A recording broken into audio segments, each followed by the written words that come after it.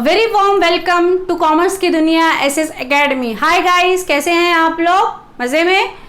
So guys, आपको मेरा previous lecture कैसा लगा प्लीज़ कमेंट करके बताइए।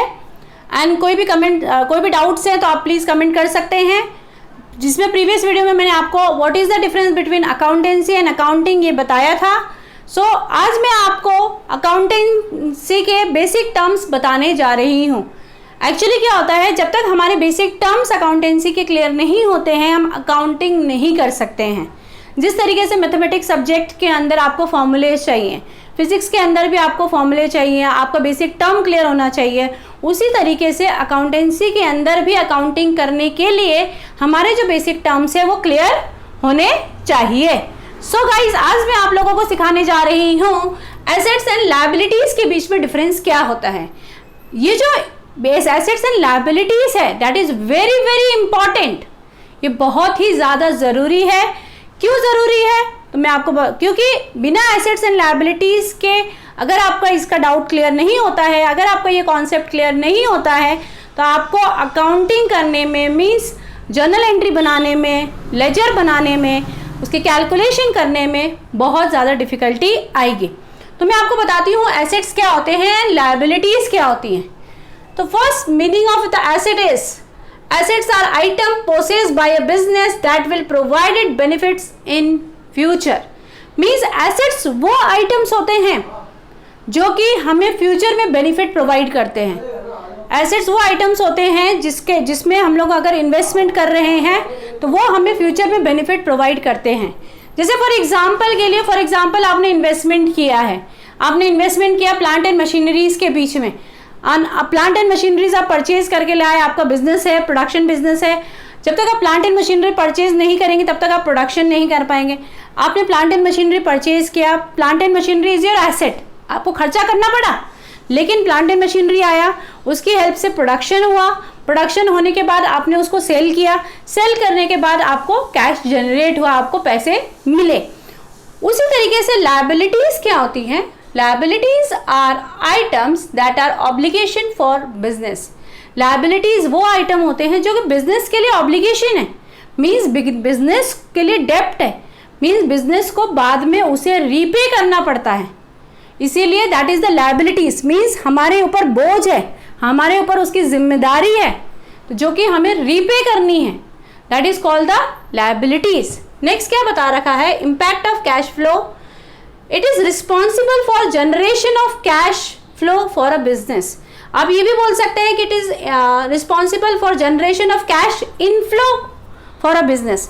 मीन्स एसेट्स से जो होता है कैश इनफ्लो होता है, हमें कैश मिलता है और कैश हम जिसकी हेल्प से हम कैश जनरेट कर पाते। क्योंकि अगर आपने प्रोडक्शन नहीं किया होता तो क्या आप सेल कर पाते? नहीं कर पाते।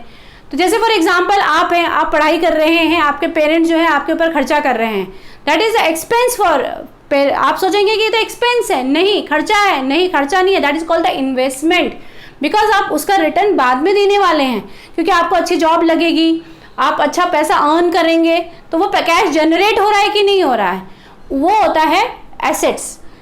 नेक्स्ट बोल रखा है it is responsible for outflow of cash from a business.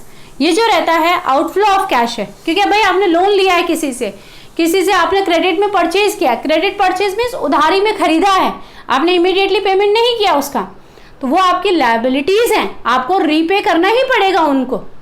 Clear? अगर आपको कॉन्सेप्ट समझ में आ रहा है तो please like and subscribe my channel and please share with your friends, ताकि उनके भी जो कॉन्सेप्ट्स हैं अकाउंटेंसी के वो क्लियर होते जाएं। Let's go ahead. आगे हम बढ़ते हैं। एसेट्स के डिफरेंट टाइप्स होते हैं, जिसमें होता है tangible, intangible, current and non current assets. तो आपको जो ये टाइप्स हैं उसके अंदर के जो बेसिक टर्म्स हैं मैं आपको नेक्स्ट वीडियो में समझाऊंगी। नेक्स्ट वीडियो को देखना भूलिएगा मत और इस वीडियो को प्लीज़ लाइक कीजिएगा। नेक्स्ट है हमारे पास लायबिलिटीज़ के भी, जिस तरीके से एसेट्स के डिफरेंट टाइप्स होते हैं, लायबिलिटीज़ के भी डिफरेंट टाइप्स होते हैं। कौन कौन से होते हैं? Current liability and non current liabilities. Next बोला हुआ है एसेट जो होता है that is depreciable in nature. तो तुम्हारा क्वेश्चन आएगा पहले, ma'am what is the meaning of the depreciable या what is the meaning of the depreciation. Guess लगा सकते हो क्या डेप्रिसिएशन का मतलब क्या होता है? तो डेप्रिसिएशन का मतलब होता है reduction in the value of the assets due to wear and tear, मतलब एसेट्स की वैल्यू का कम होना, क्योंकि उसको यूज करने के बाद वियर एंड टियर होता है, खराब हो जाता है, टूट जाता है, जो भी होता है।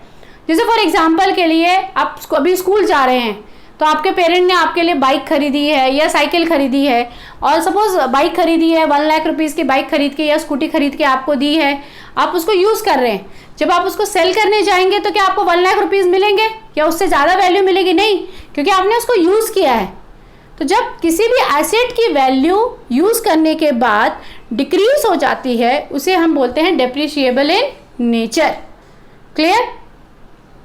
और डेप्रिसिएशन जरूरी नहीं है सिर्फ वियर एंड टियर से भी होता है। It is due to the outdated technology also, क्योंकि नई नई अपडेटेड टेक्नोलॉजी बिजनेस में आ रही है। जैसे मोबाइल खरीद रहे हैं, नए नए मोबाइल जो है वो अपडेटेड नई टेक्नोलॉजी के साथ आ रहे हैं, उसमें बहुत सारे फीचर्स हैं। उसी तरीके से उसके तो पुरानी वैल्यू जो मोबाइल्स होते हैं उसकी जो वैल्यू होती है वो डिक्लाइन हो जाती है, डिक्रीज हो जाती है। इसीलिए बोला गया है एसेट्स जो रहता है that is depreciable in nature, लेकिन लायबिलिटीज नहीं हो सकती depreciable in nature. It is not depreciable in nature. क्यों लायबिलिटीज आपकी डेप्रिशिएबल इन नेचर नहीं हो सकती? क्योंकि भाई आपने किसी से लोन लिया है तो वो क्या कम कर देगा? बोलेगा 3 साल हो गए, 2 साल हो गए, आपने 1 लाख का लोन लिया है, आप 50,000 ही लोन रिपे करो, ऐसा हो सकता नहीं। आपको भले उससे ज़्यादा देना पड़े इंटरेस्ट के साथ, लेकिन वो कभी भी कम नहीं हो सकता। इसीलिए बोला गया लायबिलिटीज जो रहती हैं वो नॉन डेप्रिशिएबल इन नेचर होती है। There are some examples of assets. Assets के कुछ एग्जांपल्स हैं, जैसे कैश होता है, गुडविल होता है, डेटर्स होता है, बिल रिसीवेबल है, बिल्डिंग है, प्लांट एंड मशीनरीज है।